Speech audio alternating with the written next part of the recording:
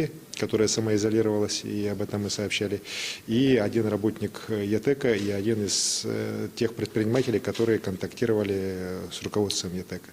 Ну, все контакты были своевременно выявлены, все сейчас уже начиная с выходных по ним анализы берутся.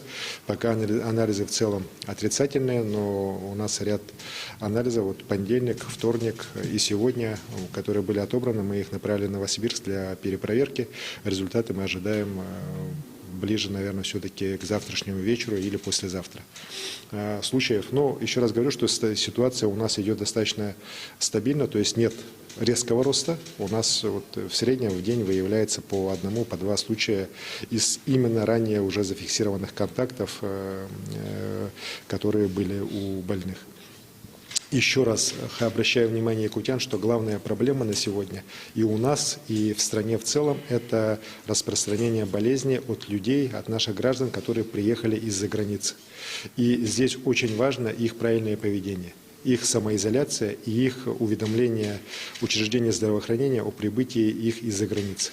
В целом, вот как сейчас докладывают на нашей рабочей группе Государственного совета Российской Федерации, в страну за 10 дней въехал 1 миллион человек.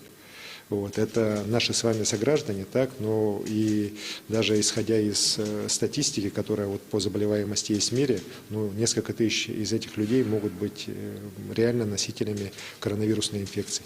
К сожалению, или к счастью, или как, но эта болезнь для большинства молодых людей, здоровых людей, проходит практически бессимптомно, без каких-либо осложнений. И многие считают, что у них просто вот ОРВИ, ничего, они не заболели, ходят, и они являются разносчиками этой инфекции. Самую страшную опасность эта болезнь представляет для пожилых людей, для людей старше 65 лет.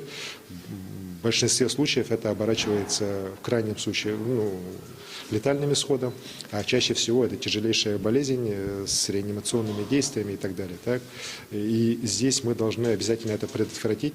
Именно поэтому я подписал указ о том, чтобы для жителей города Якутска, Жатая, населенных пунктов долины Туймада, вот старше 65 лет мы все-таки объявляем карантин, объявляем самоизоляцию. И я очень прошу и родных, и близких этих людей, и самих этих людей самоизолироваться, а родных и близким все-таки помогать людям с доставкой продуктов, лекарств необходимых, каких-либо решения насущных проблем этих людей. Это очень важно, потому что эта болезнь бьет, еще раз говорю, не по детям, не по молодым людям, так, не по среднему возрасту людям, а именно по пожилым людям. И поэтому здесь мы должны наших стариков все-таки сберечь и максимально сделать все, чтобы их изолировать.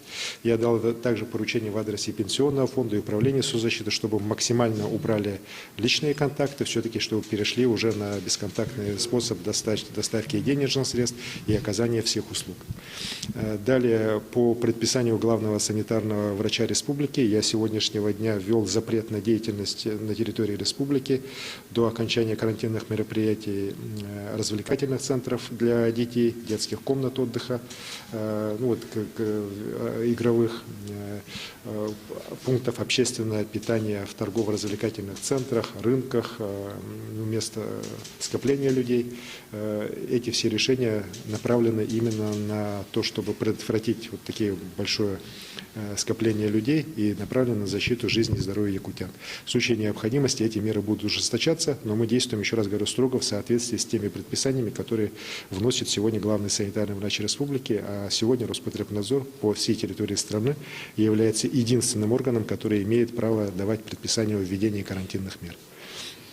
Спасибо. Глава Якутии Айсен Николаев в прямом эфире озвучил последние данные по COVID-19 в республике. Оставайтесь с нами.